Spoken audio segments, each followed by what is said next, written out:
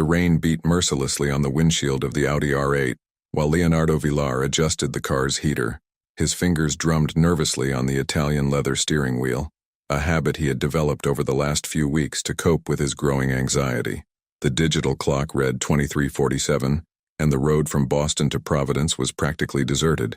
Another failed meeting, he muttered to himself, loosening the Hermes tie that seemed to be suffocating him. The multi-million-dollar deal he had just closed should have left him elated, but it only amplified the emptiness that had been consuming him for months. Ever since Isabella had left, nothing seemed to fill that space. The headlights cut through the darkness like sharp knives, revealing the raindrops that seemed to dance on the asphalt. Leonardo slowed down as he realized that his mind was wandering to dangerous places, specifically to that last night with Isabella, 6 months ago. "You'll never change, Leo," her words echoed in his mind. "You'll always choose what others expect of you, never what your heart desires." A sudden flash lit up the sky, followed by the rumble of thunder that startled Leonardo. It was then that his eyes caught something, or someone, staggering along the side of the road. A solitary figure, bent over against the storm, was walking with no apparent destination. His first instinct was to keep driving. After all, in his mother's words, decent people don't walk in the rain at this hour. But something made him slow down. There was something familiar about the silhouette, something that made his heart race inexplicably. When the headlights fully illuminated the figure, Leonardo felt as if all the air had been knocked out of his lungs. It was Isabella. Her dark brown hair was drenched, sticking to her face, and her simple clothes were completely soaked. But what really took him by surprise was her belly, clearly pregnant. The car skidded slightly as he stepped on the brake, stopping a few meters in front of her. Through the rearview mirror, he saw Isabella raise her face, recognizing the vehicle. Her hands were shaking as she opened the door and stepped out into the rain. "Isabella!" Her voice came out more desperate than she had intended. "What are you doing here?" She didn't answer immediately. Her eyes, those same amber-colored eyes that haunted him in his dreams, were red and swollen. She had been crying. "My car broke down a few kilometers ago," she finally replied, her voice almost disappearing under the noise of the rain. "The tow truck said it would take hours." Leonardo took a step towards her, noticing how she instinctively stepped back. The movement made his heart squeeze. "Let me help you," he offered, trying to keep his voice steady. "It's freezing out here." "I don't need your help," Isabella replied, but her voice shook, betraying her determination. A new twitch on her face revealed discomfort. "Please," Leonardo insisted, now genuinely concerned. "If not for you, for—" He hesitated, his eyes fixed on her protruding belly.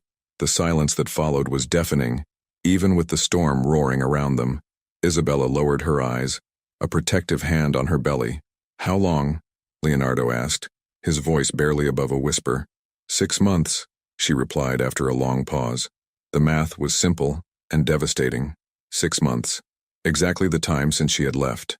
The world seemed to spin beneath Leonardo's feet as reality hit him with the force of a train. "Why didn't you tell me?" The words came out before he could contain them, full of pain and accusation.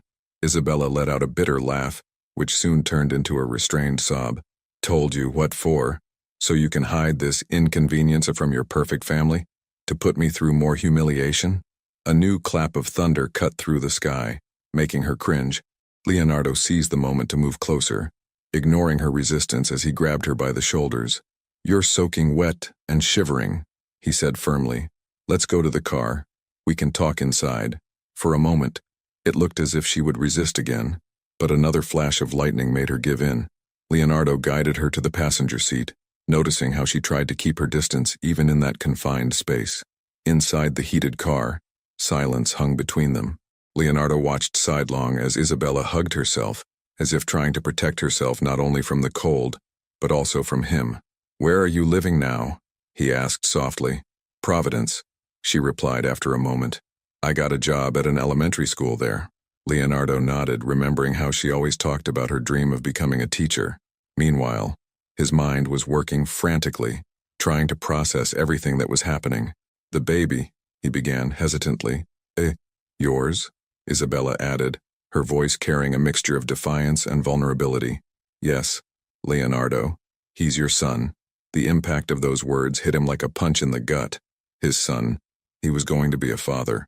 The reality of the situation began to set in, bringing with it a wave of contradictory emotions: fear, joy, guilt, hope. "Why are you coming back so late?" he asked, trying to keep the conversation on safer ground while his mind processed the news. "I had a parents' meeting at school," she explained, her voice softening slightly as she talked about her work. It ended later than planned. Leonardo realized that his hands were still gripping the steering wheel with unnecessary force. He forced himself to relax, turning to face her properly. "Let me take you home," he offered.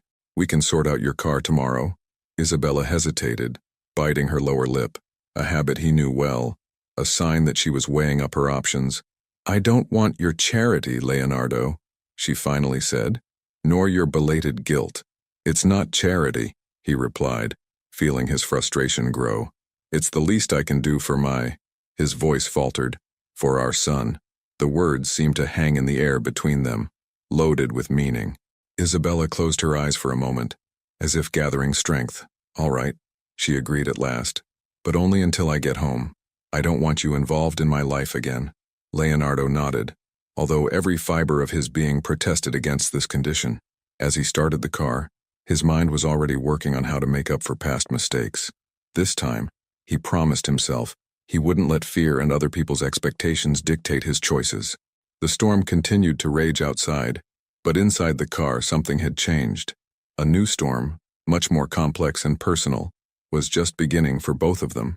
The drive to Providence was like a rope stretched to the limit, about to snap. Leonardo kept his eyes fixed on the soggy road, but his mind projected images of the past like an old movie. The first meeting with Isabella in an unpretentious coffee shop, the afternoons hidden away in her apartment, the whispered promises that now sounded empty. "Turn right at the next one," Isabella instructed, her voice cutting through the silence. "It's at the end of Russell Avenue." The neighborhood was modest, with old houses and leafy trees that bent under the storm. Nothing like the luxurious condominiums in Boston where Leonardo had grown up. He parked in front of a small Victorian townhouse, its faded colors barely visible in the darkness. "Thanks for the ride," Isabella said dryly, already reaching for the door handle. "Wait." Leonardo held her wrist instinctively, feeling her stiffen at the touch. "We need to talk about this. About the baby." "There's nothing to talk about." She pulled on his arm, but remained seated. "I've already made all the necessary decisions. Decisions that affect me too," he insisted, turning to face her. "He's my son too." Isabella. A flash of lightning lit up the interior of the car, revealing her face contorted in a mixture of pain and anger. "Is he your son now? Where was this interest when you let me face everything alone? I didn't know. And if you had, what would you have done differently?" She laughed humorlessly. "Would you have introduced me to your family as the pregnant teacher of your heir? Or would you have offered me money to, discreetly, resolve the situation?" The words hit him like a slap. "I would never do that," he protested, but his voice wavered as he remembered how many times he had given in to family pressure. "No." Isabella leaned forward, her eyes shining with restrained tears. "Remember your company's Christmas party? When you introduced me as a friend to your partners? Or when your mother sneaked into your apartment and you made me hide in the guest room?" Leonardo closed his eyes, each memory a stab in his conscience. "I was a coward," he admitted, "but things have changed. I've changed. People don't change overnight, Leonardo." She sighed, looking suddenly exhausted. "Especially people like you, who grew up thinking the world revolved around you." A clap of thunder shook the car, startling them. Isabella instinctively shielded her belly with her hands, a gesture that didn't go unnoticed by Leonardo. "Is it a boy or a girl?" he asked softly. For a moment, her face softened. "A girl," she replied, a small smile escaping before she could contain it. "Our daughter," Leonardo murmured, the reality of those words hitting him full force. "Isabella, please, let me be part of this. Let me try to fix my mistakes." "You don't understand, do you?" She shook her head. "It's not just about you or me now. I have to protect her. I can't let her grow up feeling less than she is, or seeing her own mother treated like a dirty secret." "It won't be like that," he promised, reaching for her hand again. "I'll hold a press conference tomorrow if I have to. I'll tell my family. Everyone. Like last time." The sarcasm in her voice was palpable. "When you promised to introduce me to your parents at Thanksgiving dinner, but canceled at the last minute because your mother invited." Important people. Shame consumed him. That night had been the beginning of the end. He knew it now. The devastated look on Isabella's face when he called with a lame excuse still haunted him. I was weak, he admitted. I lived trying to please people who would never be satisfied. But spending those months without you made me realize what really matters. A sudden movement from Isabella interrupted the conversation. She arched her back slightly, an expression of discomfort crossing her face. What's wrong? Leonardo asked, alarmed. Is everything all right? She's agitated, Isabella explained, massaging the side of her belly. It happens when I get emotionally shaken. Without thinking, Leonardo reached out towards her belly, stopping inches away when he realized what he was doing. To his surprise, Isabella hesitated for a moment before guiding his hand to where the baby was moving. The world seemed to stop when he felt the first kick. It was as if an invisible thread connected his heart to that little being he didn't yet know, but already loved, unconditionally. My God, he whispered, tears escaping without his realizing it. She's real. Yes, Isabella replied softly, her own voice breaking. She is. For a few minutes, they stayed like that, connected by the miracle of life growing under their joined hands. The storm outside seemed distant, as if they were in a bubble where only the three of them existed. What name did you choose? Leonardo finally asked, reluctant to break the moment. Aurora, Isabella replied, a genuine smile lighting up her face for the first time that night, because she'll be my new dawn. It's perfect, he agreed, feeling the weight of the symbolism. Aurora, the start of a new day, a new chance. The moment was interrupted by the sound of particularly loud thunder. Isabella turned away, as if suddenly remembering where she was and with whom.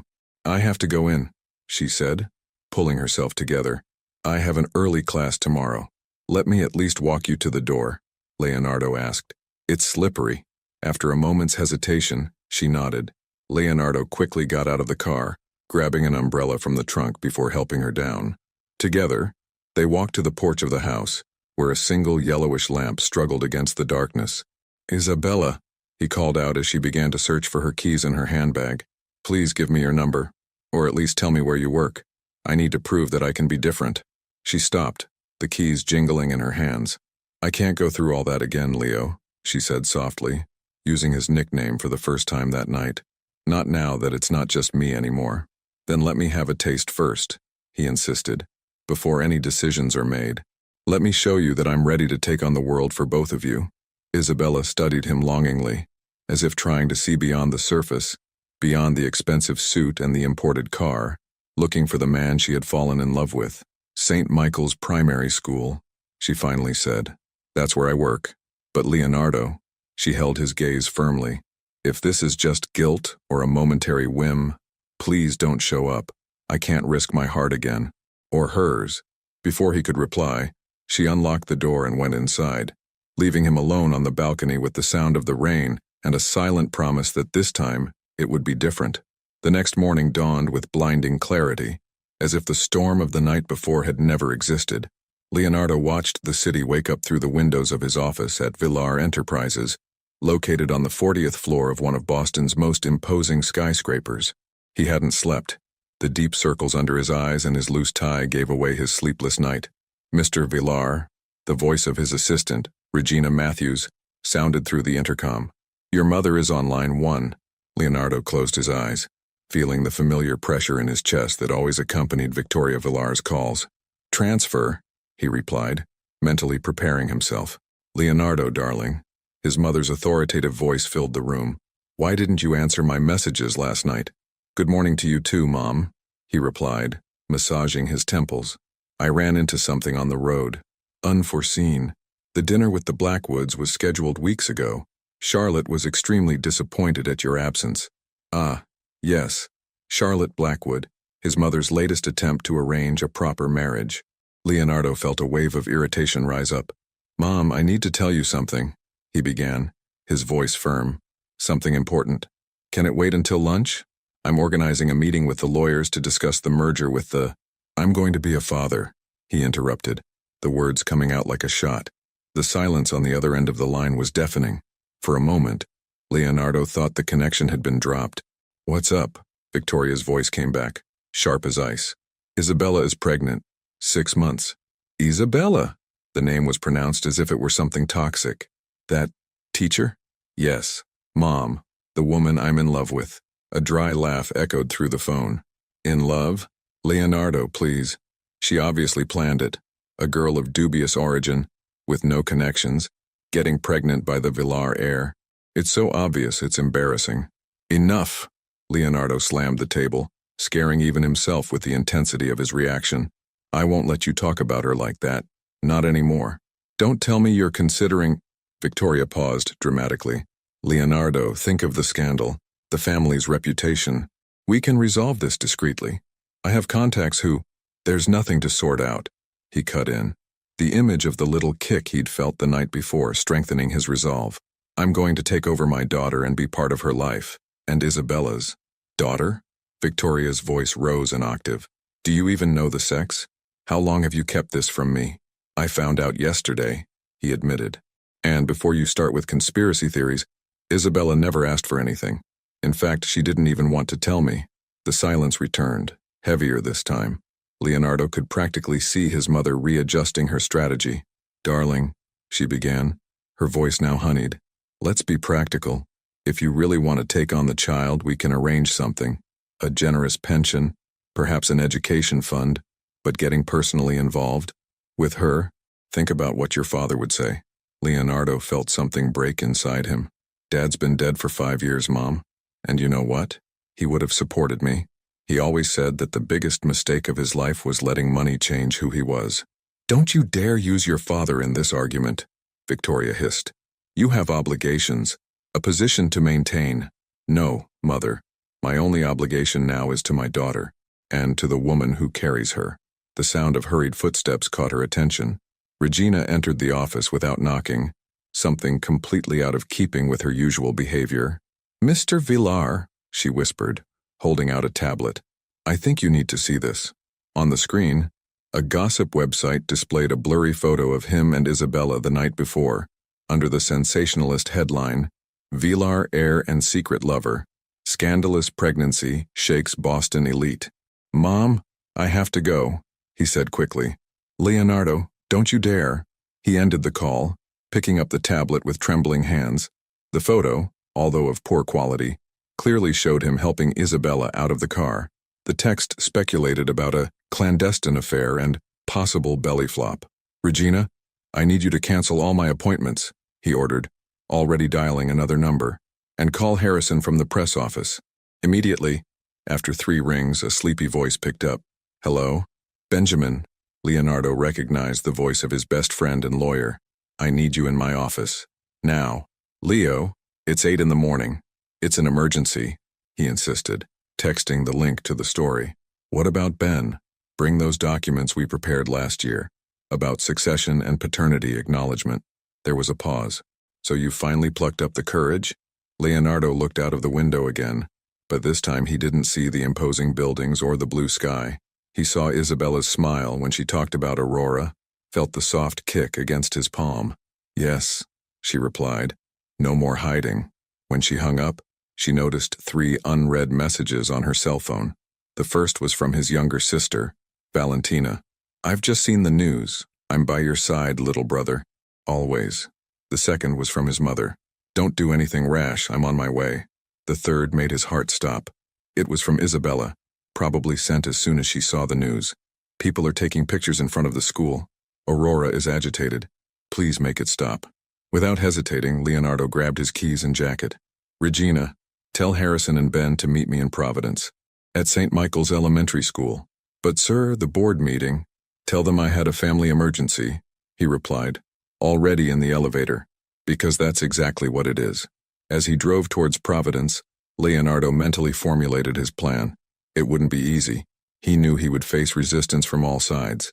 His mother, the company board, the society that had so suffocated him with its expectations, but for the first time in his life, he felt absolutely certain of his decisions. His phone rang again. It was Benjamin. Leo, the photographers have already found out where she works, his friend informed him. It's a circus out front. I'm 20 minutes away, he replied, speeding up. Ben, prepare an official statement. I'm holding a press conference. Are you sure? We can try to hush this up. No, Leonardo interrupted. No more hiding it. I'm going to do what I should have done 6 months ago. Come clean about who I love and face the consequences. Hanging up the phone, he allowed himself a small smile. The storm of the night before had washed away more than the streets. It had taken with it years of indecision and fear. Now, under the morning sun, it was time to rebuild. And this time, I would build something real. The chaos in front of St. Michael's Primary School was visible from afar. A small crowd of reporters and photographers crowded around the gates of the century-old institution, their cameras pointed like guns at any suspicious movement.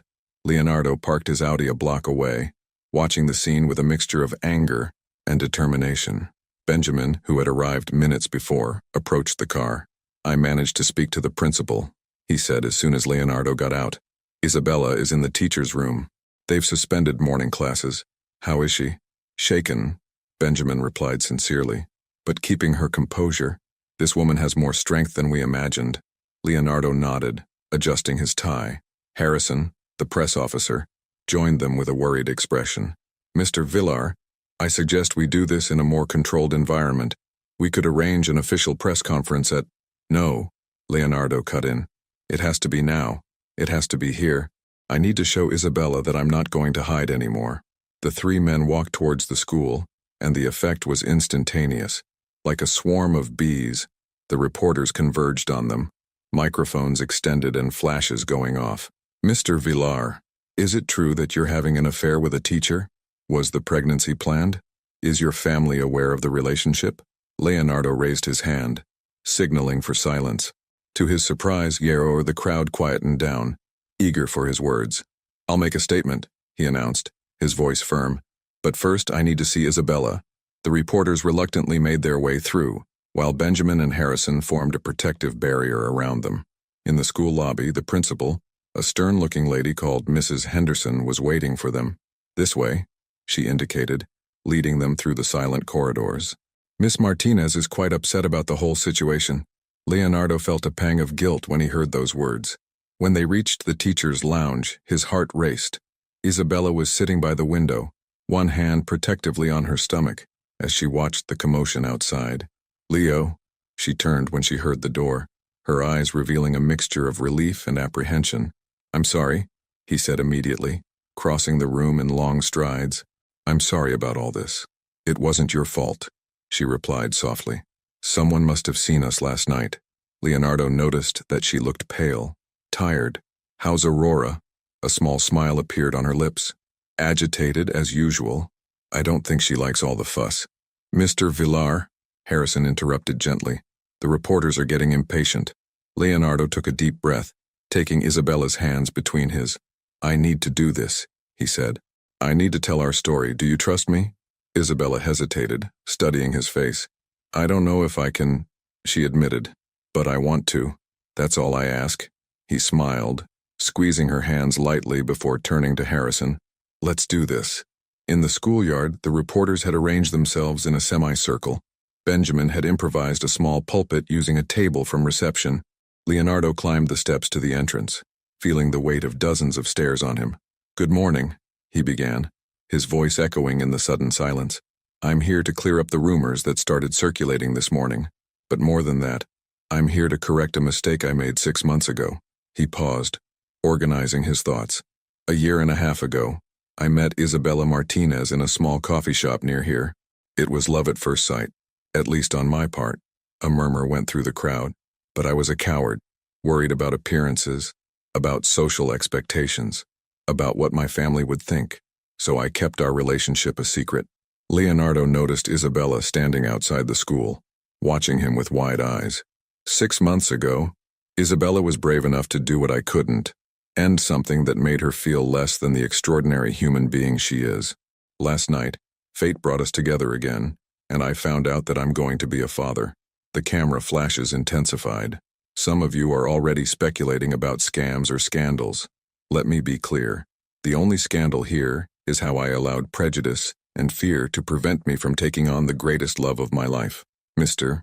Villar, a reporter shouted, is your family aware of that statement? My family is about to find out, along with all of you, he replied with a wry smile. And that brings me to my next point. Leonardo descended the steps, walking over to Isabella. He took her hand, gently guiding her forward. This is Isabella Martinez, dedicated teacher, incredible woman, and the future mother of my daughter. And if she takes me back after all my mistakes, she'll be my wife too. A collective sigh echoed through the courtyard. Isabella stared at him, dumbfounded. Leo, what are you doing? She whispered. What I should have done a long time ago, he replied, before turning back to the reporters. I'm proud of who she is and what we'll build together, and anyone who tries to diminish her or question her integrity will have to answer to me and my lawyers. Benjamin stepped forward, handing out folders to the press. You'll find our official statement here, along with a court order prohibiting harassment or invasion of privacy. Questions. While Benjamin and Harrison dealt with the reporters, Leonardo turned to Isabella, who was still looking at him with a mixture of shock and something else, something that looked like hope. I know it was hasty, he said softly, and I don't expect an answer now about everything, but I needed to show you, everyone, that I'm ready to fight for us. Tears glistened in her eyes. You just defied your entire family in front of the cameras. And I'd do it again, he smiled, wiping away a tear running down her cheek. 1,000 times, if necessary. At that moment, as if to seal the moment, Aurora kicked him particularly hard. Isabella laughed, taking Leonardo's hand to the spot. I think she approved, she whispered. The flashes of the cameras captured the moment, the couple smiling, hands clasped over the teacher's belly, the Villar heir clearly in love with the woman his family had tried to make him forget. Tomorrow, that photo would be on every newspaper cover, causing a stir in Boston's high society. But at that moment, under the morning sun and surrounded by a sea of reporters, Leonardo and Isabella could only see each other, finally free to be who they really were. The Villar mansion, an imposing Georgian building in the heart of Beacon Hill, was immersed in a sepulchral silence when Leonardo walked through its iron gates. The meticulously tended garden, with its prize-winning rose bushes and marble fountains, looked more like a theater set than a home, artificial in its perfection. Victoria Villar was waiting in the entrance hall, her rigid posture contrasting with the almost imperceptible tremor in her tablet-holding hands. On the screen, the photo of Leonardo and Isabella in the schoolyard was repeated on various news sites. Have you completely lost your mind? Were her first words when Leonardo walked in. Good afternoon to you too, Mom, he replied, removing his jacket. Where's Valentina? Your sister's in the office, trying to control the damage you've done to the company's shares. Victoria shot back, following him through the house. The investors are panicking. The board is demanding an emergency meeting. Leonardo stopped abruptly, turning to face her. Loss? Did the shares fall because the CEO is going to be a father? Don't be naive, Victoria exploded. They fell because the Villar heir decided to get publicly involved with Watch your next words. Leonardo's voice took on an icy tone. We're talking about your granddaughter's mother. The sound of heels on the staircase announced Valentina's arrival. At 25, the youngest of the Villar children was the only one who had inherited her father's green eyes, always sparkling with intelligence and, at that moment, concern. Leo, she hugged him tightly. Are you all right? Better than ever? He smiled at his sister. How are things really going? Valentina sighed, checking her cell phone. The shares fell 3% after the announcement, but they're already recovering. In fact, she cast a meaningful glance at her mother. Social media is mostly positive. The story of the billionaire who chose love is resonating well. Victoria let out a sound of contempt. Love? That's an obvious ambush. A public school teacher getting one of Boston's most eligible bachelors pregnant. Please. Enough. Leonardo slammed the side table so hard that the crystal vase on top of it shook. Isabella never wanted anything from me. I abandoned her when she found out she was pregnant. She went on with her life, built her career, and never came to me to ask for a penny. If there's anyone vile in this story, it's me. A heavy silence followed his words. Valentina was the first to break it. I want to meet her, she declared, ignoring her mother's shocked look. If she's so important to you, Leo, I want to meet my sister-in-law and niece. Absolutely not, Victoria interjected. No one in this family is going to legitimize this farce. That family, Leonardo laughed humorlessly. What family, Mom? The one that only gets together for charity parties? The one that measures people's worth by the size of their bank accounts? How dare you? After all I've sacrificed, what you sacrificed was Dad's happiness. The words burst out before he could stop them. He told me, you know, before he died, about Maria, his first love, the immigrant daughter that you and his grandparents forced him to leave. Victoria paled visibly. Valentina gasped, her green eyes wide. Your father chose to do the right thing, Victoria replied, her voice trembling slightly. He understood his responsibilities to the family. No, Leonardo shook his head. He took the easy way out, and he spent the rest of his life regretting it. On his deathbed, do you know what he said to me? Don't make my mistakes, son. Money won't warm your bed at night. Silent tears streamed down Victoria's face now. Your father loved me. Yes, he learned to love you.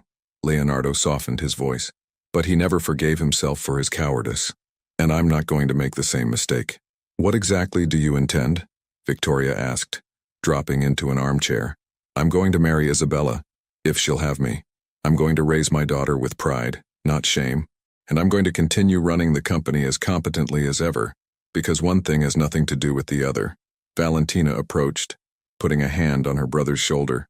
Count on me, whatever you need. Don't you see? Victoria tried one last time. She's going to destroy everything we've built. No, Mom. Leonardo smiled sadly. She's helping me build something new, something real. His phone vibrated, a message from Isabella. Can we talk? I'm at home. I have to go, she announced, already heading for the door. Val, can you handle the advice? Sure, her sister nodded. I'll remind you that our last quarter was the best in history, and that your personal life doesn't affect your professional competence. At the door, Leonardo stopped and looked at his mother, still sitting in the armchair with a devastated expression. You know, Mom, you can still choose to be a part of this. Aurora would love to meet her grandmother, but the choice is yours, to remain stuck in the past or to embrace the future. Victoria didn't reply, but something in her eyes, a glint of uncertainty, perhaps, gave Leonardo a glimmer of hope. On the way to Providence, he reflected on how his life had changed in less than 24 hours. The family storm he had just faced was only the beginning, he knew. There would be more battles ahead, with the council, with society, perhaps even with his own mother. But for the first time in a long time, she felt truly free, free to love, free to choose, free to be who she really was, not who she was expected to be. Her phone rang. It was Benjamin. The shares have already recovered 2%, his friend informed him. And that video of you defending Isabella is going viral. Apparently, the public loves a rich guy who chooses love over money. Leonardo smiled, remembering the look on Isabella's face when he defended her publicly. I didn't choose the love of money, Ben. I chose to be happy. As he hung up, he noticed another message from Isabella. Aurora is calmer now. I think she senses when you're around. His heart raced at these words. He hit the gas, anxious to get to them, his family, his future, his redemption. The small Victorian townhouse looked different in the evening light. Leonardo parked the car, noticing some persistent photographers camped out on the corner. Benjamin had obtained a court order keeping them at a safe distance, but even so, their presence was a constant reminder of the new reality they faced. Isabella opened the door before he knocked, as if she had been expecting it. She was wearing a baggy t-shirt and sweatpants, a completely different sight from the formal teacher of the morning, and Leonardo felt his heart race as he realized how beautiful she looked even then, or perhaps especially so. Hi, she said softly, making way for him to enter. The interior of the house was welcoming, with pastel-colored walls and simple but well-chosen furniture. Family photos decorated the walls, and books occupied almost every available surface. Sorry about the mess, Isabella commented, noticing his gaze roaming the room. I wasn't expecting visitors. It's perfect, he replied honestly. It feels like a real home. An uncomfortable silence settled between them. There was so much to be said, so many wounds to be healed that neither of them knew where to start. Would you like some tea? Isabella finally offered. I've been making it a lot lately. Aurora seems to like it. Leonardo nodded, following her into the small kitchen. He watched as she moved gracefully, even with her protruding belly, preparing 2 cups of chamomile tea. About this morning, he began. It was crazy, she added, taking a seat at the kitchen table. You practically declared war on your family in front of the cameras. I don't regret it. No, She studied him over her steaming cup. Not even when the company's shares fell? Leonardo laughed humorlessly. Have you been following the financial market? Google alerts, she admitted, blushing slightly. I thought I should keep up to date, since her hand unconsciously caressed her belly. Since our daughter is technically the heir to all this, he added softly. Isabella nodded, biting her lip. It's scary, you know? Yesterday I was just an anonymous teacher. Today I'm making national headlines. I'm sorry about that. Leonardo leaned across the table, taking her hand. If I could have avoided it. I couldn't, she interrupted him. Sooner or later, the truth would come out. At least this way. A small smile appeared on her lips. You've shown some courage. Finally, haven't I? He squeezed her hand lightly. Isabella, I need you to know. When I said those things today about wanting to marry you, it wasn't a show for the cameras. She gently withdrew her hand. Leo, a lot has happened. A lot has changed. I know, he nodded. And I don't expect you to forgive me straight away. I just want the chance to prove that I've changed, to be a part of both of your lives. Isabella stood up, walking over to the window. The sunset light painted her profile in golden tones, highlighting the gentle curve of her belly. Did you know I thought about looking for you? She revealed, her voice almost a whisper. When I found out I was pregnant, I even drove to your office once. Leonardo felt his heart squeeze. Why didn't you come in? I saw you going out for lunch. She turned to face him, tears shining in her eyes. With your mother and that socialite. What was her name? Charlotte Blackwood, he added, remembering the day with a twinge of embarrassment. You seemed so proper, so much a part of that world. And there I was, pregnant and scared, about to ruin it all. You would never ruin anything. Leonardo stood up, approaching her. I was the one who ruined everything when I didn't have the courage to commit to our love. And now? She asked, wiping away a tear. What's changed? I've changed, he replied simply. Or maybe I've finally found myself, the man I always wanted to be, not the one they expected me to be. A strong kick from Aurora made Isabella gasp, bringing her hand to her stomach. Leonardo instinctively moved closer, placing his hand on hers. She's more agitated today, Isabella commented, a soft smile appearing between her tears. It must be all the excitement, he replied, marveling at the movements under her palm. Do you want to sit down for a while?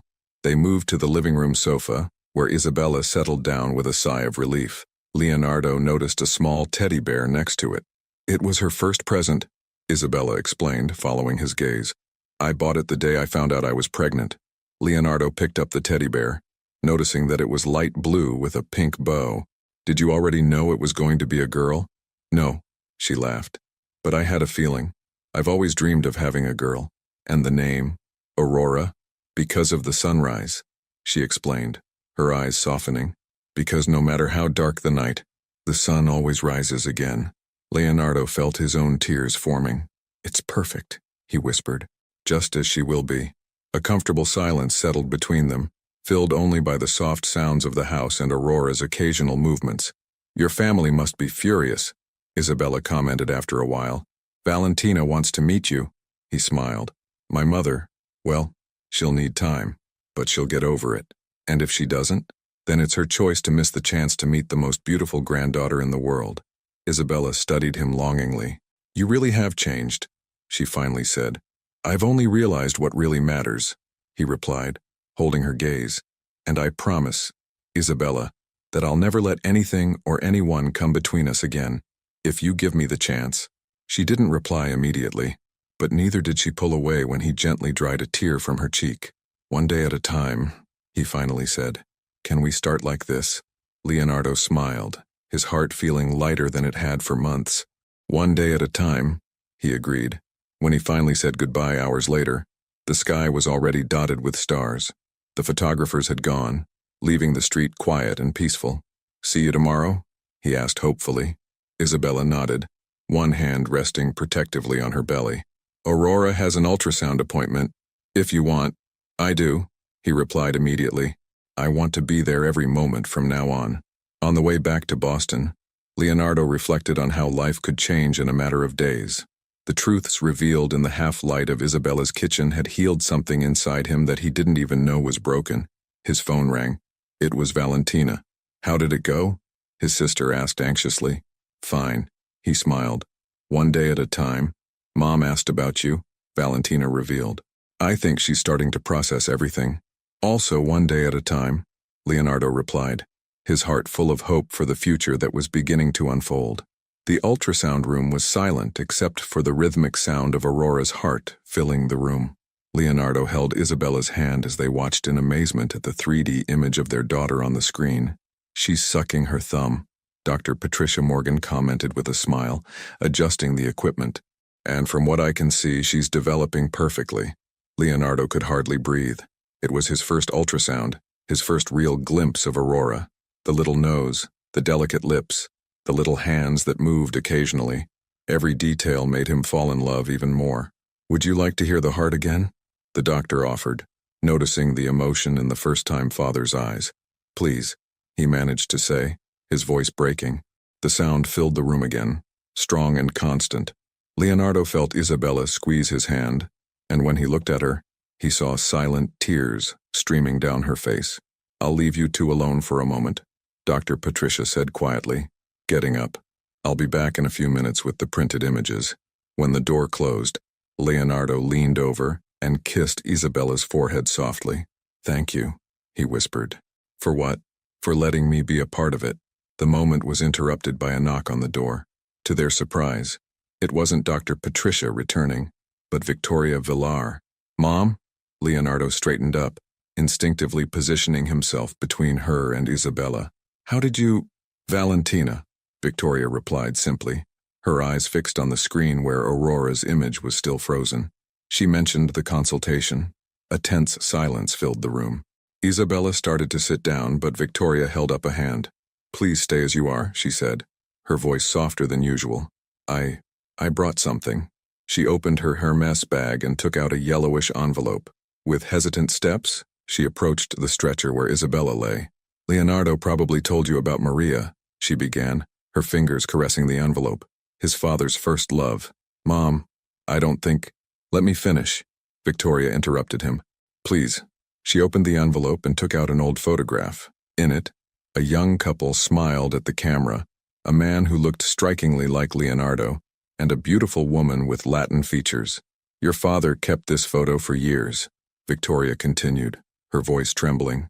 I found it after he died, hidden away in his study, along with letters, dozens of them, never sent. Isabella watched in silence, a protective hand on her belly. I always knew, Victoria confessed, surprising both Leonardo and Isabella. I knew that he had never stopped loving her completely. That part of him would always wonder, what if? Why are you telling us this? Leonardo asked softly. Victoria finally looked directly at Isabella. Because I don't want my grandson or granddaughter to find letters like this one day. I don't want you, she pointed at Leonardo, to spend the rest of your life wondering what if… Tears began to stream down Victoria's perfectly made-up face. I loved your father, Leonardo, but I always knew that I was his second choice, that he had chosen family, duty, not love. Mrs. Villar, Isabella began. Victoria, she corrected, surprising everyone. Please, call me Victoria. Isabella nodded, touched. Victoria, I love your son. I never wanted to cause trouble or… I know, Victoria interrupted her gently. Now I know. I've seen the way he looks at you. It's the same look Ricardo had for Maria in this photo. She moved closer, hesitating before resting a trembling hand on Isabella's belly, as if responding to the touch. Aurora gave a little kick. Oh, Victoria exclaimed, her eyes widening. She likes to perform, Isabella smiled, placing her hand over Victoria's, especially for the family. The words seemed to touch something deep within Victoria. Her defenses, built up over decades of social conventions and expectations, began to crumble. Forgive me, she whispered, the tears now flowing freely. Both of you. I was so scared of losing everything again, of seeing our family. We're not losing a family, Mom, Leonardo interrupted her gently, hugging her. We're gaining a new one. Doctor. Patricia chose that moment to return, stopping in surprise at the door when she saw the scene. Victoria Villar, known for her impeccable posture, crying in her son's arms while keeping a hand on Isabella's belly. The images are ready, she announced softly. And I've made some extra copies. Victoria pulled herself together, wiping away her tears with a silk handkerchief. Can I have one? Of course, Isabella replied immediately. After all, you're the grandmother. The smile Victoria offered was genuine, perhaps the first in a long time. May I suggest something? She asked shyly. There's a tradition in the Villar family, a medallion that has been passed down from mother to daughter for generations. Leonardo knew the locket well, an antique piece of gold with sapphires and diamonds that his mother rarely took off. I'd like to give it to Aurora, Victoria continued. If you allow it, of course. Isabella looked at Leonardo, who nodded slightly. It would be an honor, he replied. Good, Victoria smiled, looking younger and lighter, because I've already had it adjusted, and also, well, I've had the baby's room prepared at the mansion, in case you want to visit, of course. Leonardo felt his heart expand with love and gratitude. Mom, no, she interrupted him. Don't say anything, just let me be part of it, please. Of course, Isabella replied, holding out her hand to Victoria. Aurora will need a grandmother to spoil her after all. When they left the office an hour later, something fundamental had changed. Victoria insisted on having lunch with them, asking thousands of questions about the pregnancy, about plans for the future, about Isabella's preferences for the baby shower she was already mentally planning. In the parking lot, before they said goodbye, Victoria held Isabella's hands. Thank you, she said simply, for giving me a second chance, and for making my son happy. As he watched his mother's Bentley drive away, Leonardo hugged Isabella from behind, his hands resting on Aurora. That was a miracle? Isabella added, leaning back against him. Something like that, he laughed softly. I think we should thank Aurora, and Grandpa Ricardo, of course. Isabella turned in his arms, unstudying his face. You look a lot like him. In the photo. Yes, Leonardo agreed thoughtfully. But I hope I'm braver than he was. You already are, she smiled, standing on tiptoe to kiss his cheek softly. You chose love. In that moment, under the autumn sun, with their daughter moving between them and forgiveness beginning to heal old wounds, Leonardo knew he had made the right choice. The past could echo in their lives, but no longer as a shadow of regret, but as a lesson in love and courage. The old guest room at the Villar mansion had been completely transformed. Victoria personally supervised the team of decorators who installed the mahogany cradle, a family heirloom that had cradled 3 generations of Villars. The walls, once an austere beige, now displayed a delicate wallpaper with small aurora borealis in soft shades of pink and gold. What do you think? Victoria asked anxiously when Isabella entered the room, now in her 8th month of pregnancy. It's perfect, Isabella replied with emotion, running her hand over the delicate French lace bedspread that covered the crib. But Victoria, that must have cost a fortune. Nonsense. The Villar matriarch dismissed the comment with a gesture. My first granddaughter deserves the best. Besides, she smiled conspiratorially, I got an excellent discount after I mentioned that the photos would appear in Architectural Digest. Feature? Isabella widened her eyes. Oh, don't worry, darling. Victoria guided her to the breastfeeding chair strategically positioned next to the window. It'll be something discreet, just a short article on tradition and modernity in Boston's elite children's decor. Isabella couldn't help but laugh.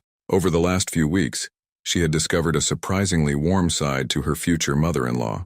Victoria was still Victoria, preoccupied with appearances and social protocol, but her love for Aurora was genuine and transformative. Leonardo's late, Isabella commented, checking her watch. Meeting with the council, Victoria explained, adjusting a frame on the wall, an artistic reproduction of Aurora's first ultrasound.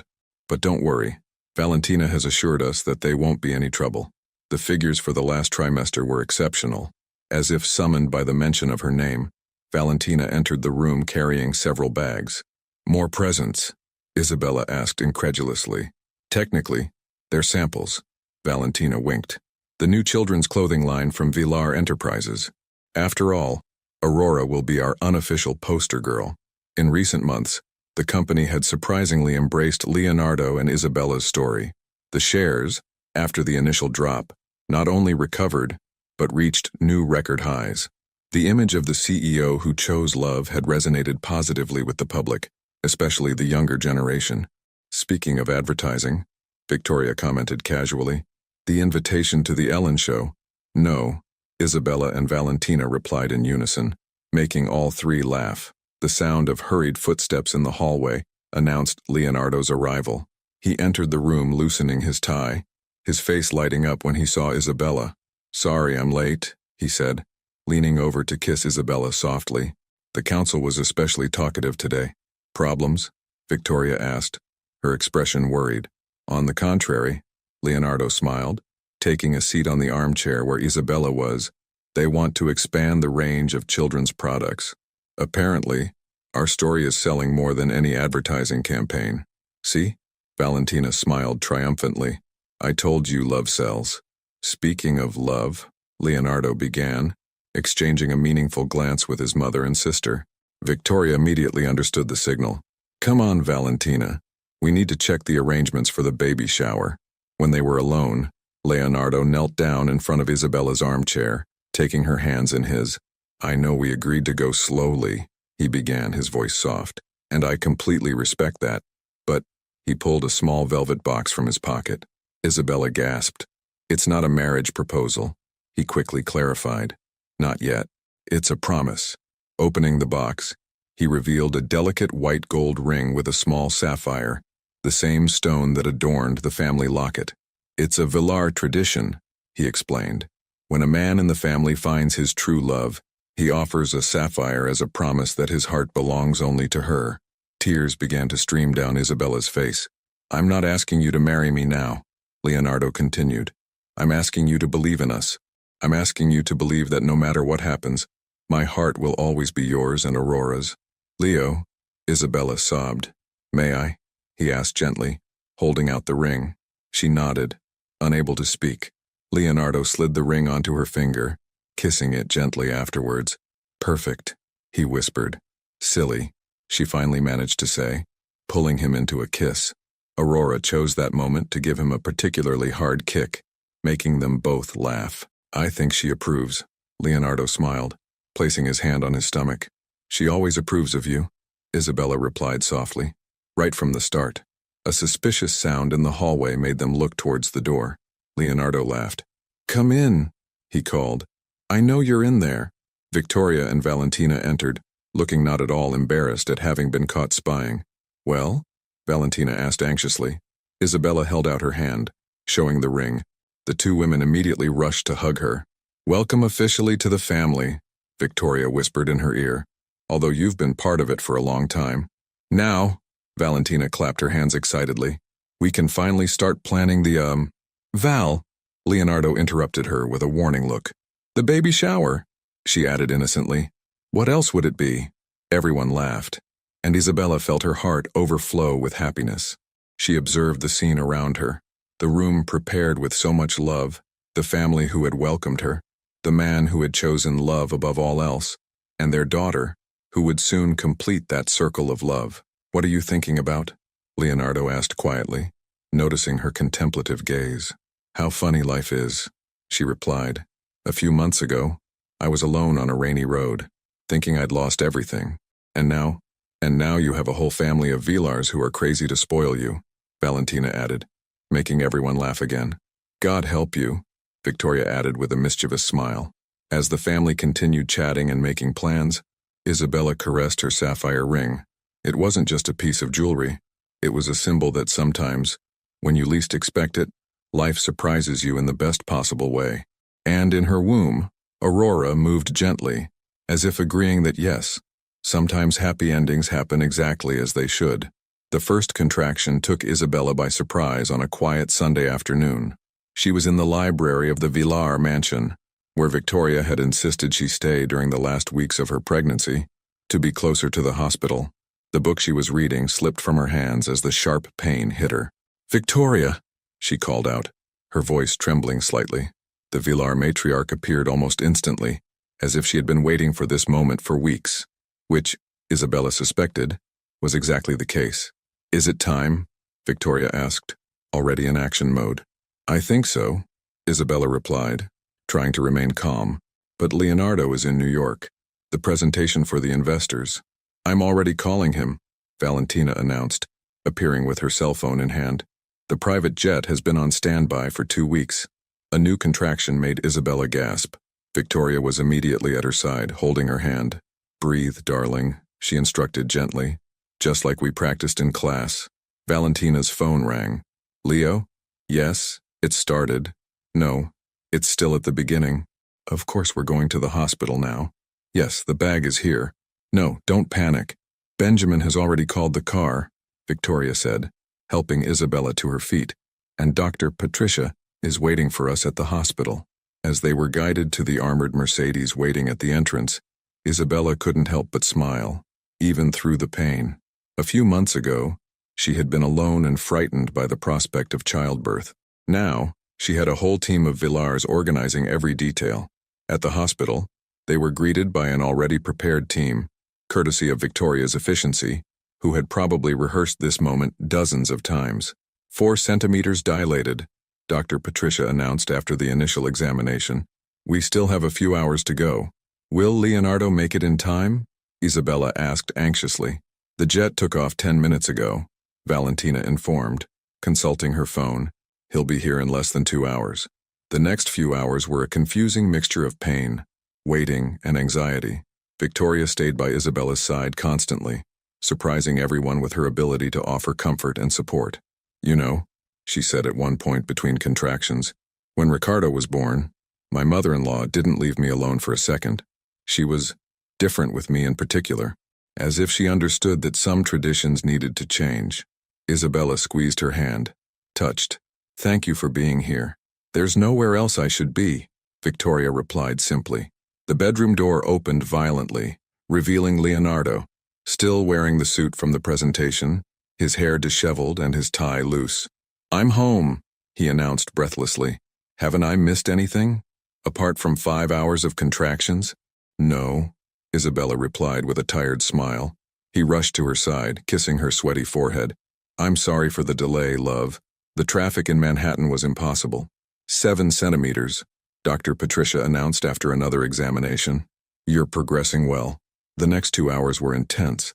The contractions increased in frequency and intensity, and Isabella alternated between squeezing Leonardo's hand and cursing him for putting her in that situation.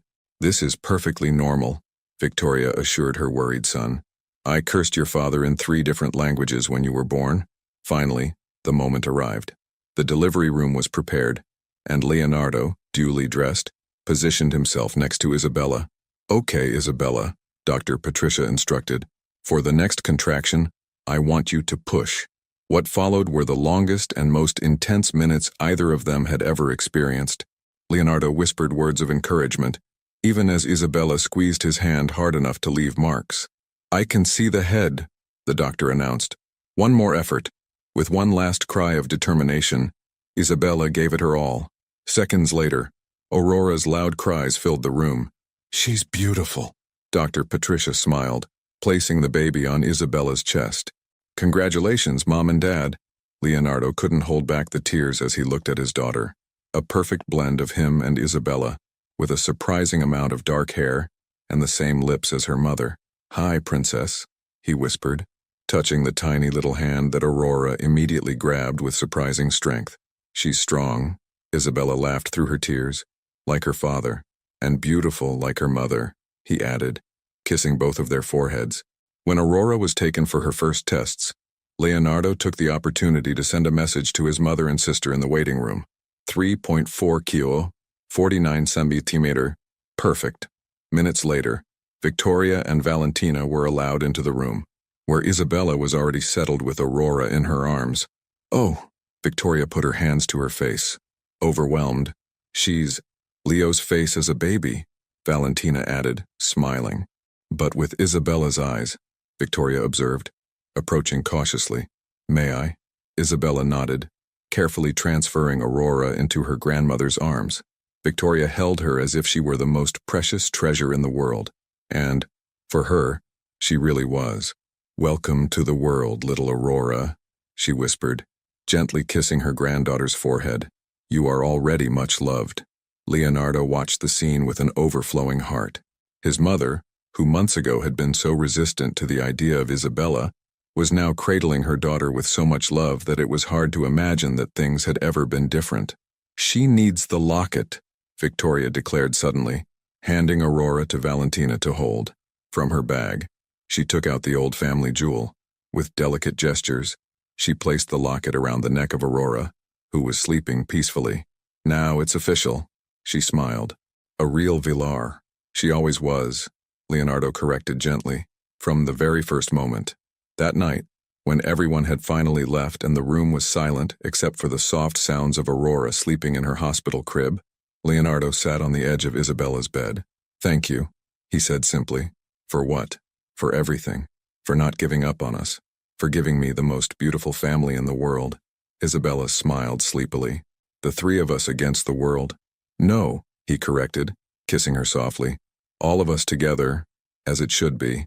Aurora chose that moment to let out a little sigh in her sleep, as if agreeing with her father's words. And there, in that hospital room, a new family began its journey, no longer divided by social expectations or fears of the past, but united by the purest and truest love there is. The first rays of the morning sun found Leonardo already awake, watching Aurora sleep in her crib. 3 months had passed since her birth, and each day brought a new discovery, a new reason to fall even more in love with their little family. "She's not going to disappear, you know." Isabella's soft voice surprised him. She was standing in the bedroom doorway, wearing one of her shirts, her hair carelessly tied up. "I can't help it," he smiled, holding out his arm for her to join him. "Sometimes it still feels like a dream." Aurora stirred in her crib, her little fists waving in the air before falling back into a deep sleep. The Villar medallion glowed softly around her neck.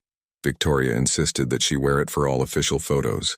"Speaking of dreams," Isabella began hesitantly, "I got an email from school today." Leonardo turned to face her. He knew this moment would come. The end of his maternity leave was approaching. "They want to know if I'm coming back next semester," she continued. "And I want to." "I know," he smiled, kissing her forehead. "I would never have expected you to give up your vocation." "Really?" she asked, sounding relieved. "Your mother mentioned something about hiring a team of full-time nannies, and I thought, my mother," Leonardo laughed softly, "is still learning that not everything has to be done the traditional Villar way. Besides," he added with a mischievous grin, "I already have a plan." Isabella raised an eyebrow, curious. "A plan? Come with me." He led her out of the room, leaving the baby monitor on. In the hallway, he took a folder from his office. "Remember that empty lot next to St. Michael's?" he asked, opening the folder to reveal architectural plans. "The old library?" Isabella nodded. "It closed years ago." "Well, Villar Enterprises just bought the land," he explained, showing her the drawings. "To build this." Isabella gasped as she saw the blueprints. It was a modern nursery school, with large spaces and green areas. "The Aurora Nursery," Leonardo continued, "a company pilot project for employees in the local community, with subsidized places for low-income families. "Leo," Isabella began, thrilled. "And," he smiled, "it happens to be right next to your school, so you can be near Aurora during the day, and she'll get the best possible care." Isabella kissed him deeply, tears of happiness streaming down her face. "You're amazing. You know that. I'm just trying to be the man you and Aurora deserve," he replied sincerely. A soft cry through the baby monitor announced that Aurora had woken up. Together, they returned to the bedroom, where they found their daughter restless in her crib. "Good morning, princess." Isabella picked her up, already preparing to breastfeed. "Is anyone hungry?" Leonardo watched in amazement as his daughter fed, her little eyes, which were already showing signs of turning amber like her mother's, fixed on Isabella's face. "Oh, before I forget," he remarked casually, "Mom called last night after you went to sleep." "Oh no," Isabella moaned dramatically. "What's her new plan?" "She wants to do a professional photo shoot," Leonardo laughed, "for Parents magazine. Apparently, we're going to be on the cover of the new Modern Families issue." "Your mother never rests, does she?" Isabella shook her head, amused. "From social reporter to family PR, she's just proud," Leonardo defended. "Besides, her business side loves how our story keeps generating positive publicity for the company." Aurora finished breastfeeding and immediately stretched out her arms to her father, who happily picked her up to burp her. "Daddy's girl," Isabella teased. "Totally," he agreed without any shame. "Isn't that right, princess?" Aurora replied with a little burp and a smile that melted both their hearts. Oh, and Valentina will be by later, Leonardo reminded her. Something about the new children's clothing line needing the approval of the main model. Your sister is taking this role of designer aunt very seriously, Isabella laughed. You haven't seen anything. He shook his head. She's already planning the spring-summer 2025 collection. Aurora has barely learned to hold her head up and already has a modeling contract that's more lucrative than many professionals. At least all the money is going to her education fund, Isabella commented, fixing the locket around her daughter's neck. Speaking of education, Leonardo began cautiously. I've been thinking, how about we make things official? Isabella froze. What do you mean? Leonardo passed Aurora to her and went to his desk, taking out a small velvet box from the drawer, bigger than the sapphire ring. I know we promised to take things slowly, he said, kneeling down in front of her, and these last few months have been perfect. But Aurora deserves to see her parents officially united. And I want to be able to call you my wife. Opening the box, he revealed a dazzling engagement ring, a solitaire diamond surrounded by small sapphires, matching his promise ring. Isabella Martinez, he smiled. Would you do me the honor of officially becoming a Villar? To be my wife, partner, and best friend forever? Aurora chose that moment to let out a little laugh, as if she were taking part in the proposal. Tears streamed down Isabella's face as she looked from the ring to Leonardo, and then to her daughter. Yes, she whispered. 1,000 times yes. Leonardo slid the ring onto her finger, next to the sapphire ring, before rising to kiss her passionately, being careful with Aurora between them. I think someone's happy with the decision. Isabella laughed as Aurora began to clap her hands. She knows it's best for all of us. Leonardo smiled, hugging his two wives.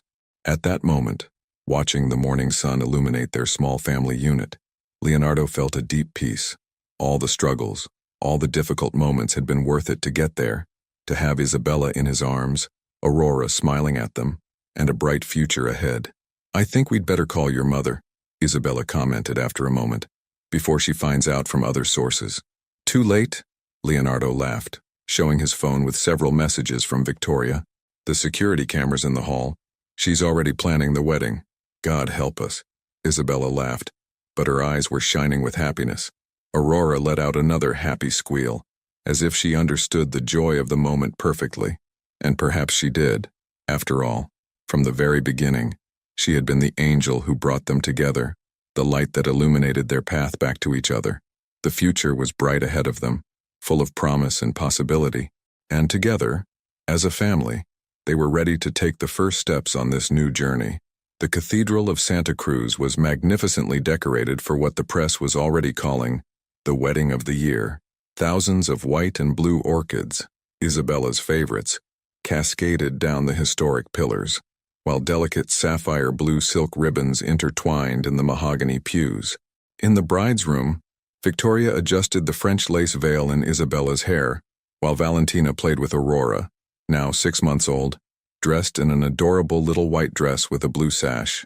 Something old, Victoria said softly, attaching a delicate sapphire and diamond brooch to the bouquet.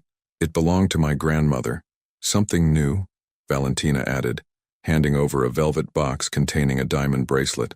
Something borrowed, Victoria continued, adjusting the pearl necklace around her neck. A Villar heirloom. And something blue, Isabella added, touching the sapphire ring she never took off. Aurora let out a giggle, clapping her hands as if approving of the scene. In recent months, she had become the joy of the Villar family, charming everyone with her easy smile and sweet personality. Are you nervous? Valentina asked, helping Isabella to her feet. Strangely not, she replied, admiring her reflection in the mirror. The dress, an exclusive creation that combined classic elegance with modern touches, fell perfectly on her curves. I feel like I'm just making official something that's been real for a long time. A soft knock on the door announced the arrival of Benjamin, who was to be best man. Leo's almost having an anxiety attack out front, he informed her with a smile. I think we need to get started before he comes running to get you. Victoria took Aurora on her lap, already assuming her role as a doting grandmother.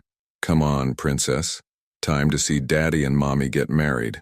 In the main nave of the cathedral, Leonardo was waiting at the altar, nervously adjusting his tie. When the music started, an orchestrated version of Can't Help Falling in Love, the song that played in the coffee shop where they met. He felt his heart race. Victoria entered first, carrying Aurora who, to everyone's delight, was waving happily to the guests. Then came Valentina, dazzling in her sapphire blue godmother's dress. And then the wedding march began. Leonardo felt the air leave his lungs when Isabella appeared at the entrance to the church. She was radiant, her amber eyes shining with restrained tears as she walked down the aisle alone, a choice she had made, symbolizing her independent journey so far. When she finally reached the altar, Leonardo had to stop himself from kissing her immediately. "You look stunning," he whispered.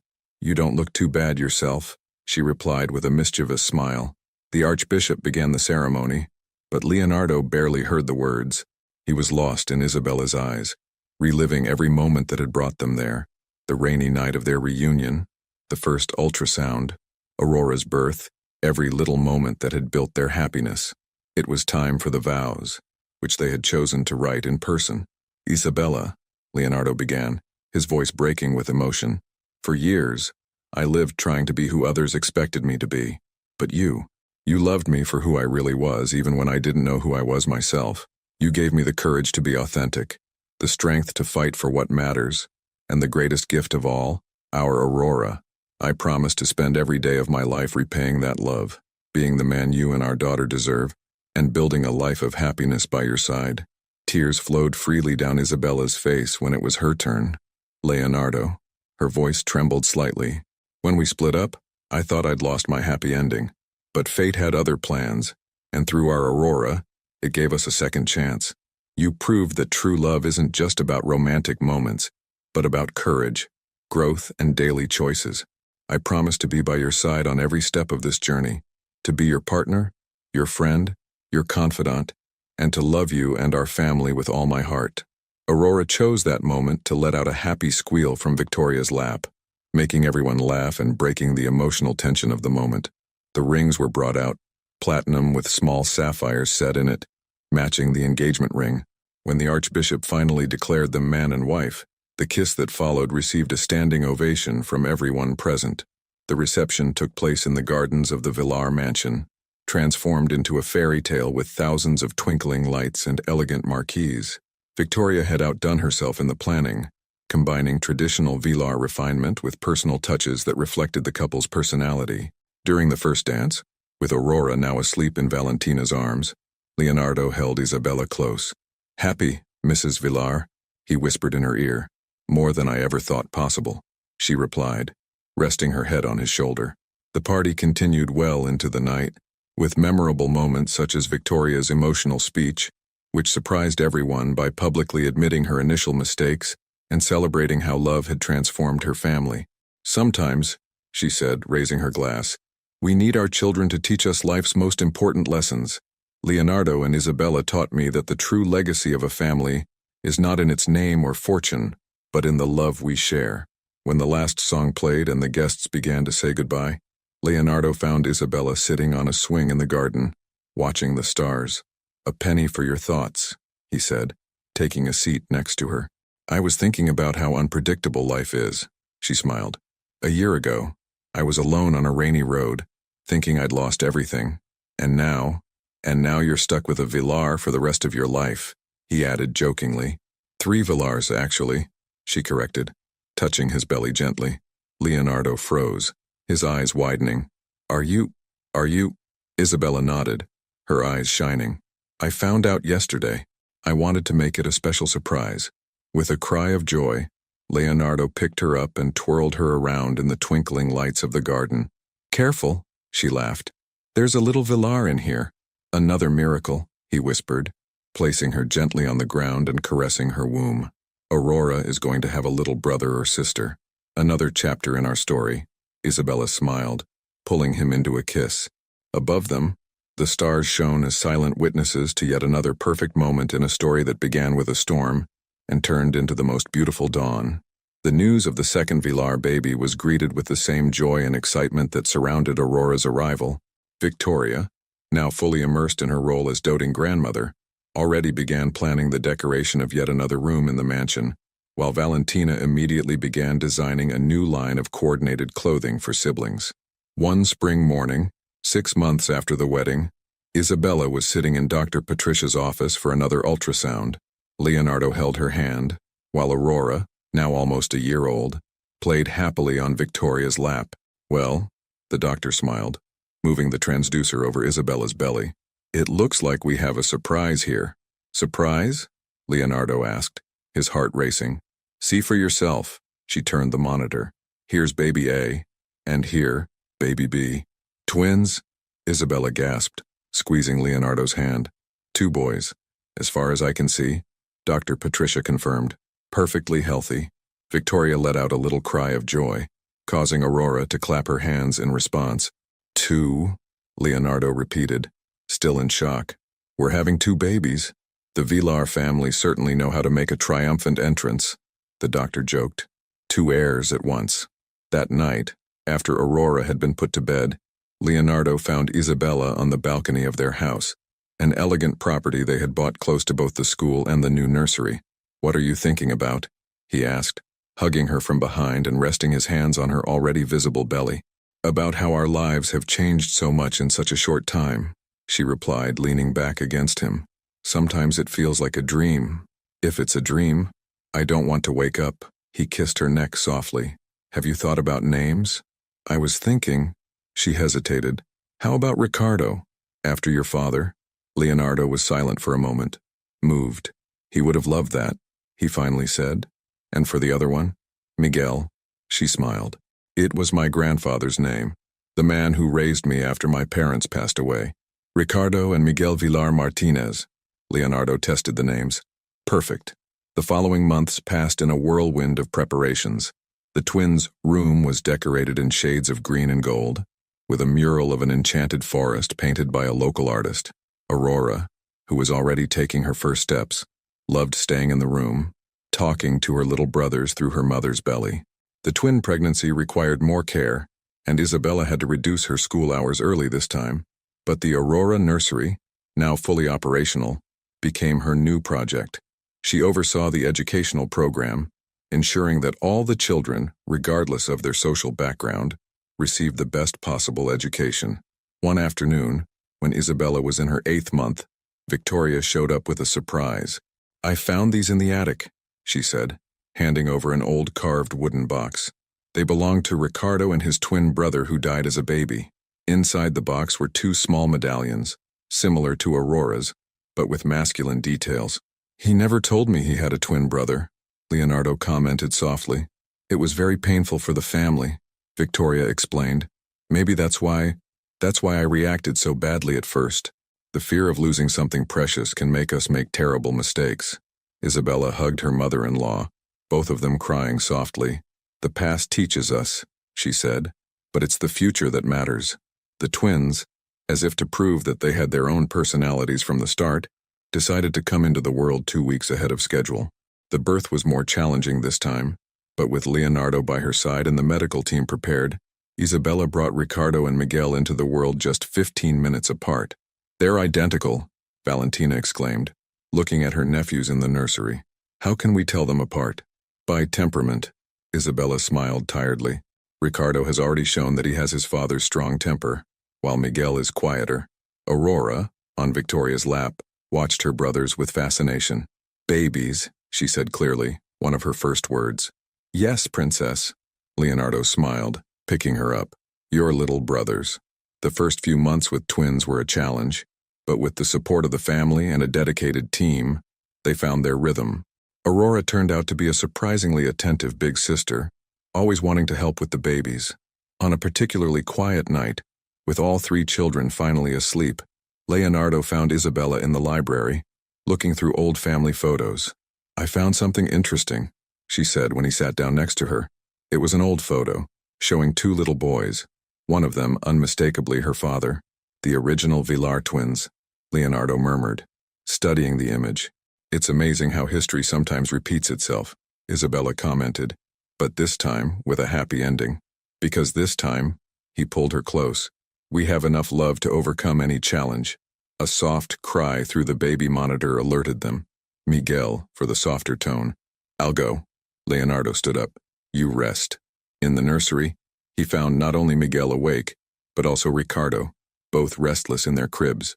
Aurora, surprisingly, was sitting in her special reading chair in the corner of the room, reading a storybook to her siblings. "Daddy?" She smiled at the sight of him. "Crying babies." "Yes, princess," he smiled, picking up the twins. "But you're a great big sister." He sat down in the armchair with the three children, Aurora leaning against his side, the twins in his arms.